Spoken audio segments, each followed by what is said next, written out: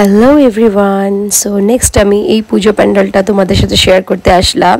এটা হলো রামকৃষ্ণ ব্যায়াম শিক্ষা সংঘর পুজোটা, শিলিগুড়ি।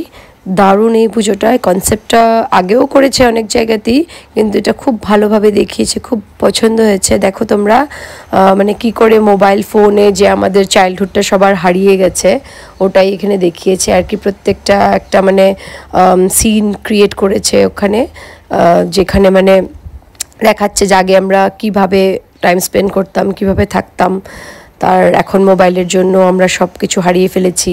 তারপর এখানে উপরে একটা গাছ বানিয়েছে, তোমরা দেখতে পাবে।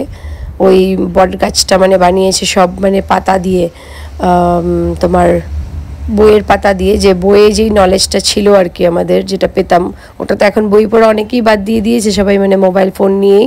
তো ওটা দিয়ে একটা মানে ওটা কিভাবে আমাদের মানে বট গাছের মতো তৈরি করতো আমাদেরকে, তো সেটাই দেখিয়েছে। খুব সুন্দর, খুব মানে মোবাইলের ক্যাপচারে এতটা আসেনি যতটা এটা সুন্দর। খুব দারুণভাবে এটা মানে সাজিয়েছে, খুব মানে খুবই সুন্দর পুজো ছিল এটা।